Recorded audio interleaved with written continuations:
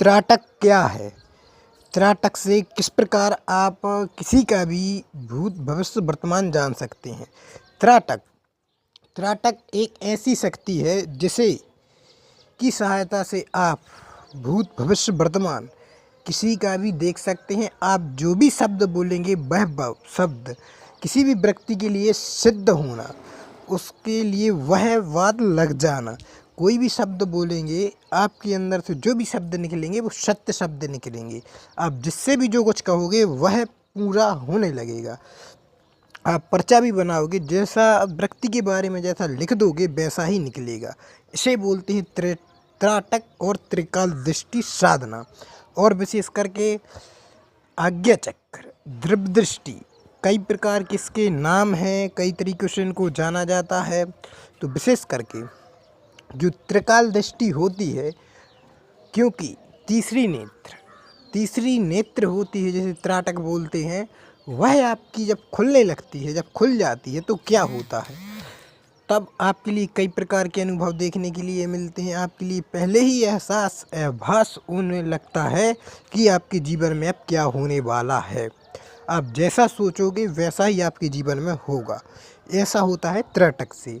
जब त्राटक से आज्ञा चक्र से, जब आज्ञा चक्र एक्टिवेट होता है, द्रव्य दृष्टि आपकी खुलती है।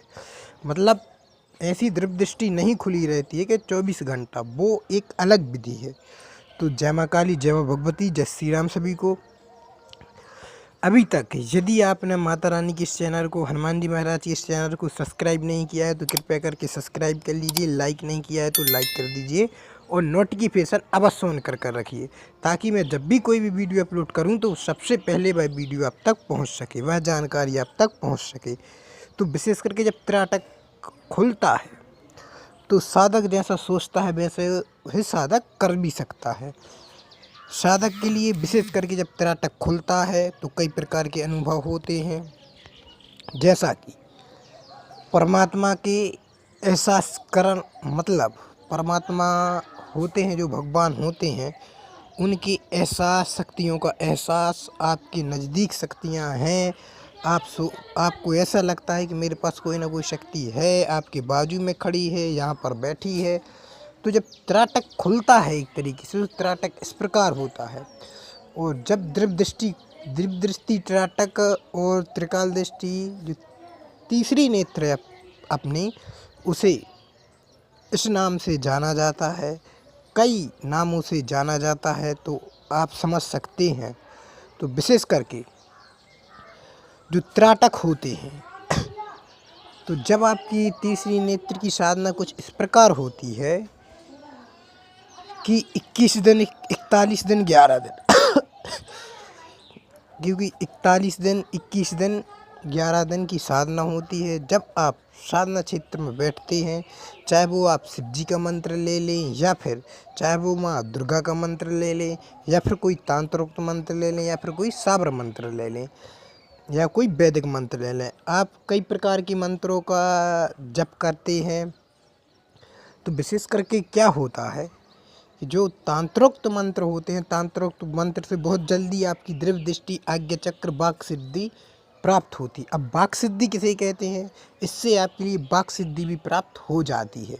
आप जैसा सोचते हैं, आप जैसा बोल देते हैं किसी भी व्यक्ति को, तो उसके साथ वह वैसा होने लगता है। तो विशेष करके जब साधक साधना क्षेत्र में बैठता है, मेहनत करता है, तब जाकर यह सिद्धि आपके लिए प्राप्त होती है। और इस सिद्धि, मैं तो यही कहना चाहूँगा, हर माँ बाप अपने बच्चे को अवश्य ध्यान, योग और त्राटक के नाम से जो प्रचलित वीडियो आती हैं, अवश्य उनको त्राटक करवाएं, ध्यान करवाएं। उनसे क्या होता है कि विशेष करके उनका जो दिमाग होता है एकदम साफ होता है, और दिमाग के अंदर जो सोच रहती हैं उनकी, वो सारी सोचें नष्ट हो जाती हैं। गलत सोच जो उनके दिमाग में रहती हैं, वो सारी गलत सोचों को वो एक तरफी छोड़ देता है। उनका मन है वो एकांद्रित हो जाता है। जब मन एकांद्रित हो जाता है तो वो किसी काम को भी जब एकांद्रित तरीके से करते हैं तो परिपूर्ण तरीके से उनके लिए पूर्ण सफलता प्रदान होती है।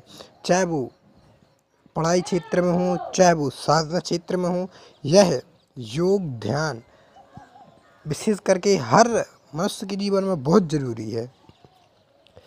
यदि साधक इनके लिए नहीं करता तो विशेष करके उनका ध्यान कहीं और होता है और वह मंत्र जप कहीं और करता है। तो ऐसे में क्या होता है कि उसके लिए साधना में सफलता नहीं मिलती है।